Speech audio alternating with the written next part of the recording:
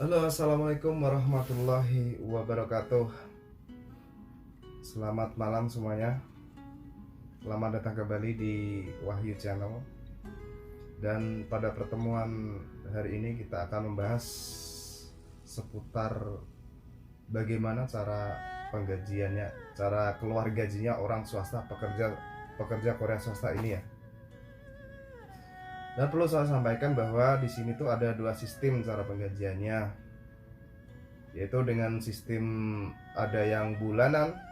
Kita kan ini kita ngobrolin masalah orang swasta ya, jadi nggak bahas orang resmi ya.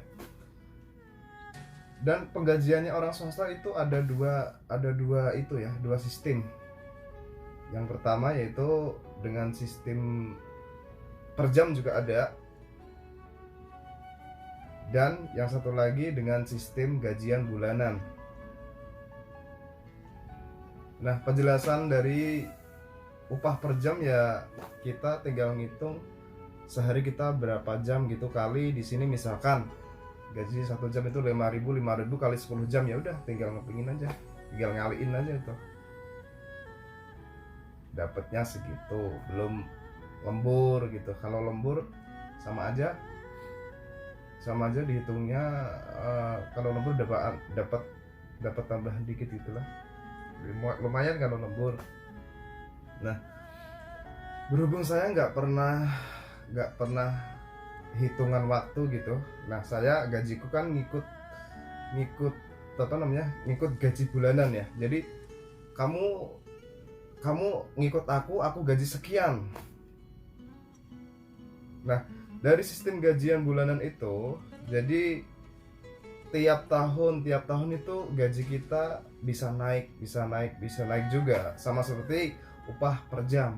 Upah per jam juga sama, tiap tahun juga naik, dan gaji bulanan ini juga sama saja mengikuti gaji upah per jam tuh. Dan yang memberatkan pekerja swasta di sini adalah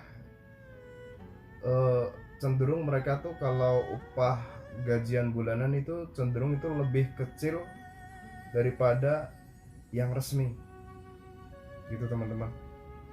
Jadi nggak bisa langsung seketika langsung gede, itu nggak bisa, harus melalui proses dulu. Seberapa pengalaman kita, orang Korea itu gaji dengan pengalaman kita gitu. Selama kita masih apa ya, istilahnya di sini junior lah, masih karyawan baru gitu ya, dia gaji juga rendah gitu. Nah, nanti kalau dia sudah berpengalaman, dia juga pasti berpikir kan, oh aku takut kehilangan anak ini, aku takut kehilangan karyawan ini. Nah, ditambahin biasanya kayak gitu.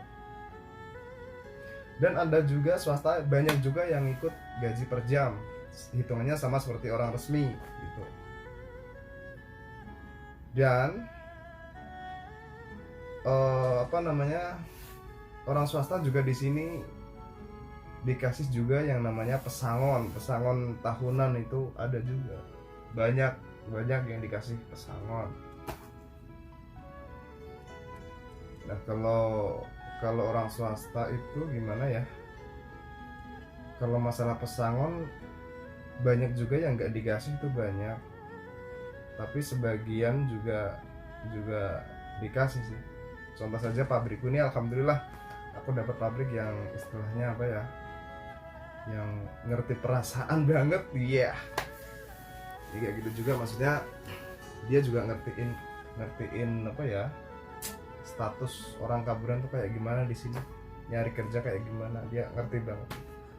Dan berhubung di sini manajerku kan perempuan, jadi yang megang pabrik ini, satu pabrik besar ini, pabrikku ini dipegang sama cewek.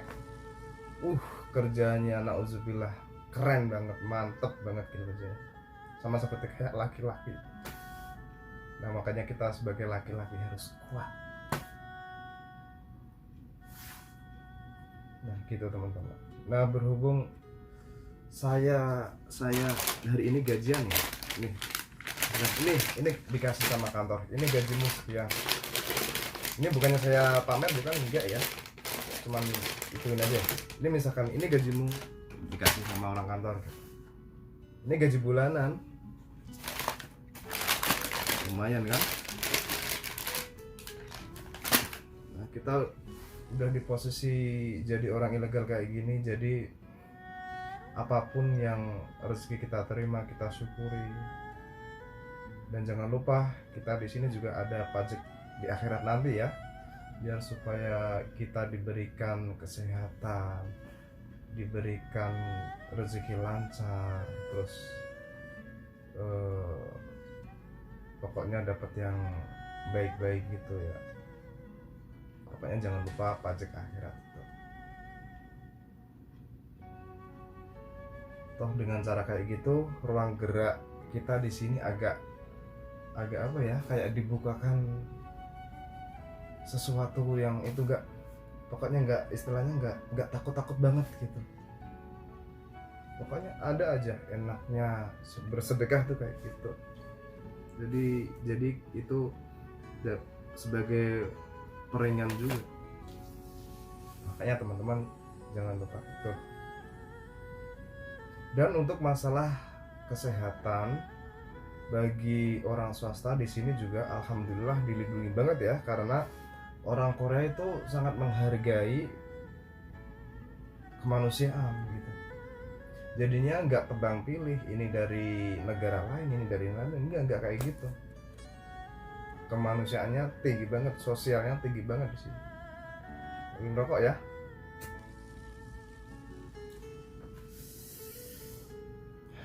Dan misalkan karyawan swasta di sini, misalkan ada kecelakaan kerja, misalkan sakit, nah itu biasanya pabrik yang ditempatin itu biasanya juga berpartisipasi. Jadi segala apapun ditanggung oleh pabrik, mulai dari kesehatan sampai sembuh biasanya ditanggung sama pabrik. Dan biasanya kan kalau di negara-negara lain kan udah ngerti sakit-sakit itu kan malah dipecat apa dikeluarin gitu. Kalau di sini alhamdulillah baik-baik aja kalau kayak gitu.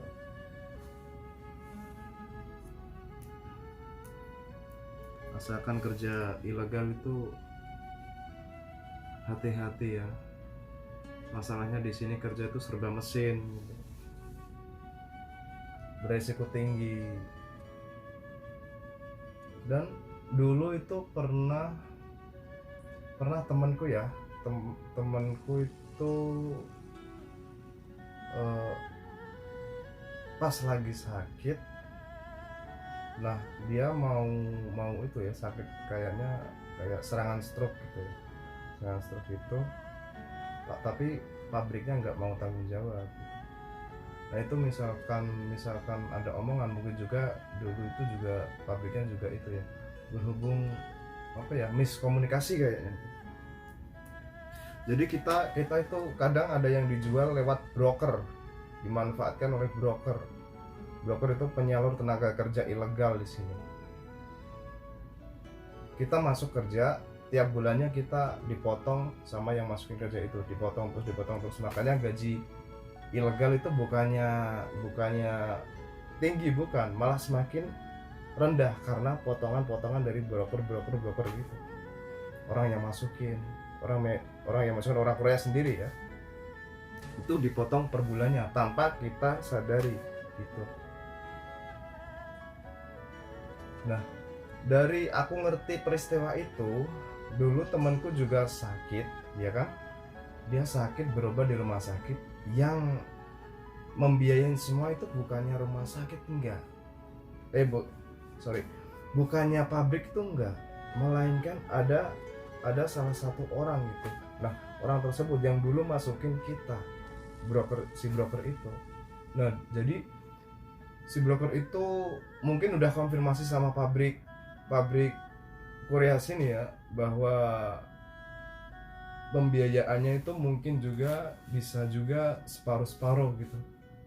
Pihak broker separuh, pihak dari pabrik itu separuh, dan itu mungkin udah dikonfirmasi sebelumnya. Pokoknya kerja ilegal itu perbanyak teman, perbanyak pergaulan, perluas pergaulan itu nanti kita juga ketolong sama teman-teman gitu. Dari cerita si A si B kayak gini, si C kayak gini, si D kayak gini, jadi nanti pikiran kita tuh dengan sendirinya akan mengolah gitu ya, disaring oh gini peradaban orang swasta itu gini ini kita nggak belajarin sama sama itu ya teman-teman yang punya niatan mau nywasta ya, enggak. Di sini cuma di sini kita mau berbagi pengalaman, cuman berbagi pengalaman aja gitu.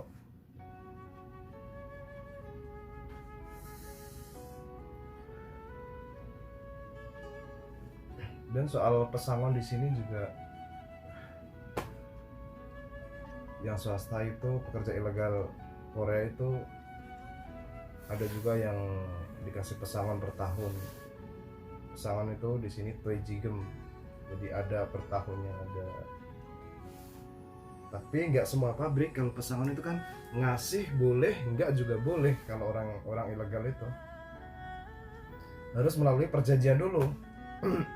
Lewat meeting perjanjian, di meeting perjanjian berapa, misalkan gaji awal berapa, mau nggak gaji kerja di sini dengan gaji segini, mau nggak, terjadi penawaran gitu, kita tawar menawar. Nah, kerja di sini bukan berarti kita nggak ada pesaing ya.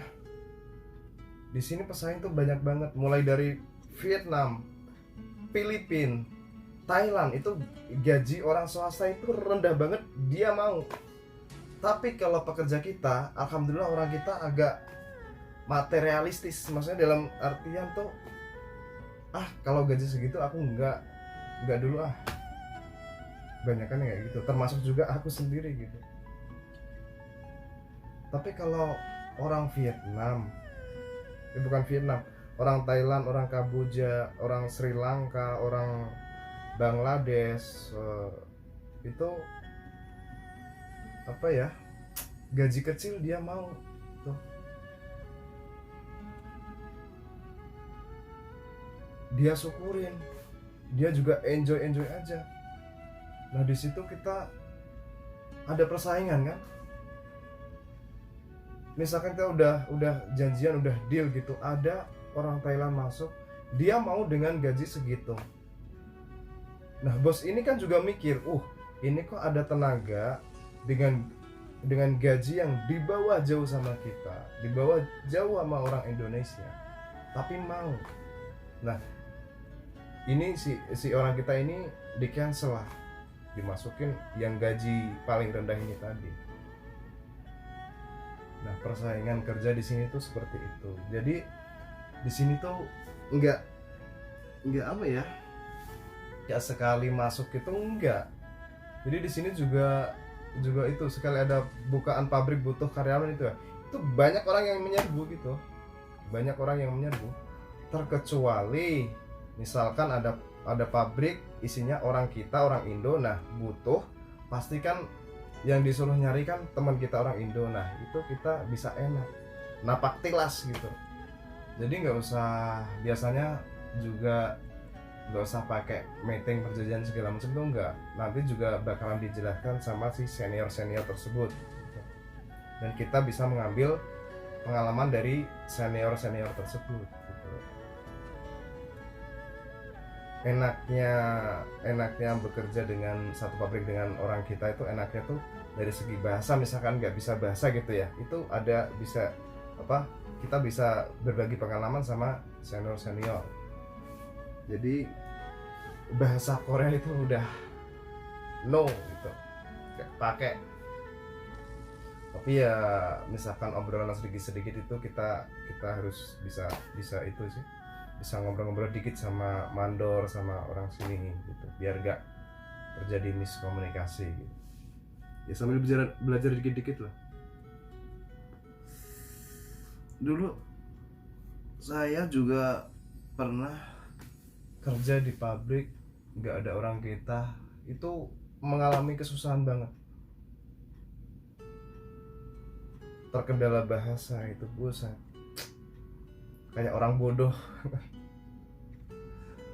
Ya kita cuman bisa itu, oh ini caranya kayak gini, caranya kayak gini, udah.